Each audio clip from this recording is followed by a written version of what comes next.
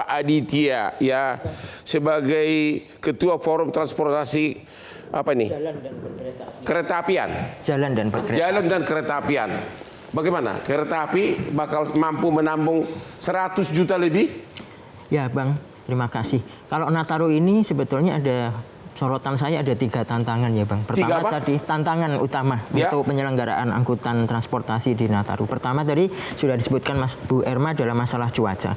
Cuaca ini walaupun kita mengabaikan tadi bibit siklon atau siklon, sebetulnya kalau setiap bulan Desember itu sebetulnya potensi cuacanya memang sangat labil Bang. Dalam artian bahwa curah hujannya tinggi, titik tanah longsornya juga banyak, potensi banjirnya juga besar. Nah artinya dari sisi ekosistem itu memang bukan ranahnya dari sektor transportasi, tetapi yang bisa dilakukan adalah bagaimana nanti sistem tanggap daruratnya untuk para operator transportasi itu untuk bisa melakukan penanganan ketika misalnya terjadi kebencanaan itu, dari sisi bagaimana proses evakuasinya, pengalian rutenya, bagaimana juga memberikan kompensasinya, memberikan informasi perubahan jadwal. Itu yang saya soroti selama ini. Kadang kalau bisnis as usual artinya dalam kondisi normal itu berjalan dengan baik, tapi ketika terjadi kebencanaan atau gangguan perjalanan, kadang penyelenggara ataupun operatornya masih tergagap-gagap untuk bisa. Nah itu yang menurut saya kedepannya harus diperbaiki. Kemudian dari sisi pemantauan titik-titik yang rawan longsor, rawan banjir, itu menurut saya tetap harus diintensifkan. Kemudian yang kedua tantangannya adalah berbeda dengan di hari-hari biasa atau angkutan lebaran, ini akan lebih terkonsentrasi karena liburan, konsentrasi manajemen untuk di destinasi wisata Bang, karena sudah pasti akan terpusat kepadatan itu di titik-titik destinasi wisata. Survei itu menunjukkan bahwa ada 5 daerah utama di Pulau Jawa yang akan menjadi serbuan dari wisatawan. Apa aja itu? Pertama Jogja. Jogja itu sekitar... Jogja nggak ada banjir kan? Sekitar 40 ya, tapi maksud saya nanti ke arah nanti bagaimana mengurai kepadatan maupun mengurai kepadatan. Yang kedua apa? Kedua adalah Bandung, ketiga Bogor, keempat Malang, kelima Denpasar. Itu yang akan menjadi titik wisata utama. Nah, sekarang bagaimana kota-kota tersebut maupun destinasi-destinasi wisatanya mempersiapkan diri? Artinya bagaimana kalau terjadi membludak wisatawan, berarti kan harus dilakukan sistem kuota misalnya ya Bang ya, atau disediakan shuttle sehingga mereka nggak menggunakan kendaraan pribadi semuanya, sementara lahan parkirnya terbatas, nanti potensi kecelakaan pertanyaannya juga itu besar. Sudah dimulai nggak sekarang persiapannya? Nah itu yang maksud saya, nanti pemerintah daerah setempat itu juga PR-nya tidak hanya dari Kementerian Perhubungan ya Bang ya, tapi juga dari pemerintah daerah setempat, mereka yang mengelola destinasi wisata maupun di kota-kota yang menjadi daerah tujuan wisata, kan sudah seharusnya mereka misalnya daerah tujuan wisata tertentu tidak boleh ada mobil pribadi masuk, disediakan mobil ulang alik atau shuttle sehingga disediakan kantong parkir misalnya Bang Hotman ya. Nah itu akan bisa mengurai kepadatan dari destinasi wisata yang ada. Tantangan ketiga menurut saya dari segi keselamatan, karena data menunjukkan di tahun 2025 kemarin sempat ada anjlokan kereta api sampai 2-3 kali di rentang waktu yang berdekatan.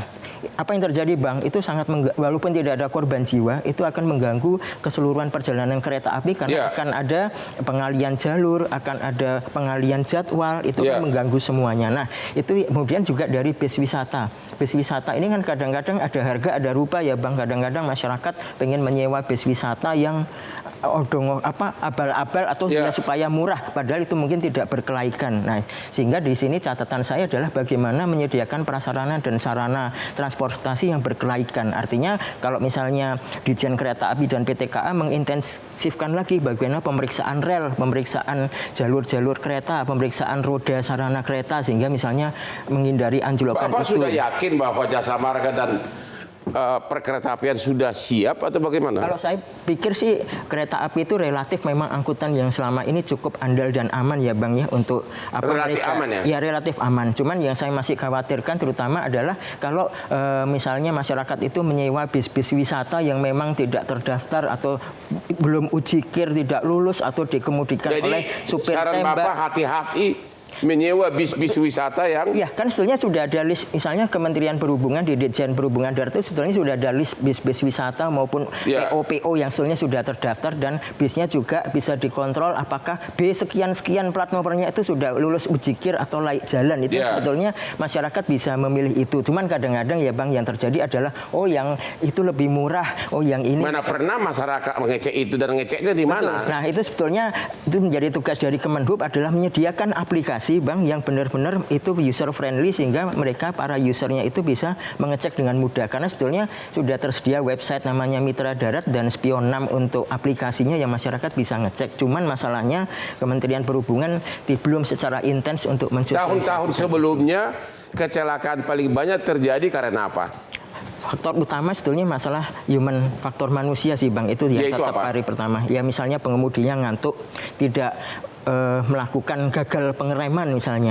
Atau yang paling penting adalah mereka memang belum paham terhadap medan jalurnya, terutama di destinasi wisata tertentu Bang. Bisa jadi misalnya kelas jalannya hanya cukup untuk mobil golongan 1 atau 2, tapi ternyata truk besar, bis besar ternyata masuk ke situ sehingga tikungan. Berapa kali kejadian sampai satu bis meninggal semua atau bagaimana?